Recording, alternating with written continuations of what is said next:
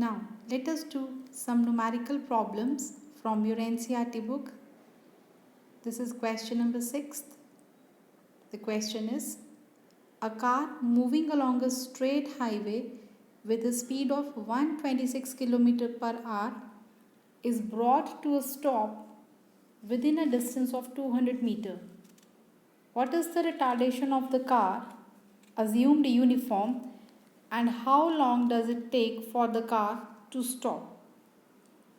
Now beta, what is given here? The body is moving with speed 126 km per hour. That is, the body is having initial velocity u, that is 126 km per hour. So in the solution, initial velocity of the car you will write 126 km per hour, and since the distance is 200 meters, so we have to convert this 126 km per hour into meter per second, because we have to consider the same units. And what is given further is brought to a stop. That means final velocity will be 0. So final velocity of the car here will be 0. That is, v will be equal to 0.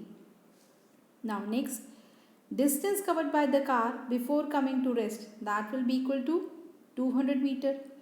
Now A part is, what is the retardation of the car?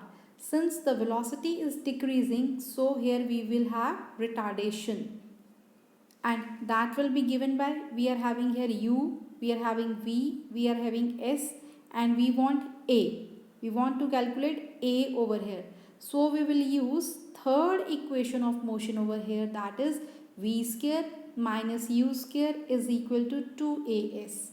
Substitute the values and you will get the answer, that will be minus 3.06 meter per second square.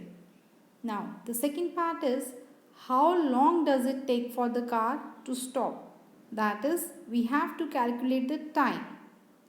Now again, v we are having, u we are having, a we have calculated, and we want t. So here we will use first equation of motion, that is v minus u is equal to at. On substituting the values, we will get t is equal to 11.44 second. Now look at question number 11th of your NCERT book.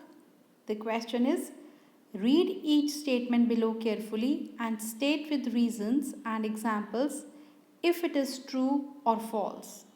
And the particle is having one-dimensional motion. That means the particle is moving along a straight line. The first part is A, and that is, with zero speed at an instant may have non-zero acceleration at that instant. Now we have to justify whether this statement is true or false. Now just simply take the example when a body is thrown vertically upwards. Now when the body is thrown vertically upwards, then at the highest point the speed is 0, but the downward acceleration, that is positive, and that is plus g, which is 9.8 meter per second square. So this statement is true. That is, when the ball is thrown vertically upward, the velocity at the highest point will be 0, from where the body will trace back its path, and acceleration due to gravity, that is g, will be there along downward direction. B part is, with zero speed may have non-zero velocity. Now here again we have to justify our statement. Now since the velocity of the body in a given direction will be 0 as speed is 0, simply this statement is false, because when speed is 0, the magnitude of velocity is also 0. So B part is wrong.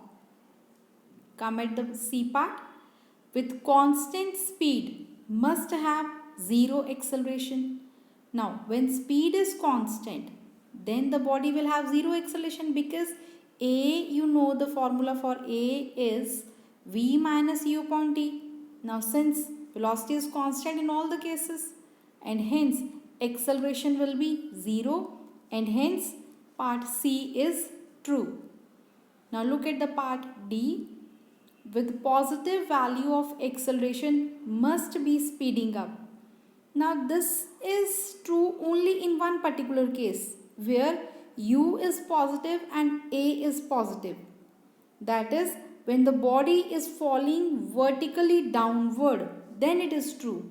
When the body is falling vertically downward, then acceleration is plus g, that is 9.8 meter per second square, and the body is attaining speed. The speed of the body is increasing. So this D is true in a particular case, and that case is when U is positive and A is positive. I hope now you will be able to solve the further numericals that I will give you, and kindly solve them in your physics notebook.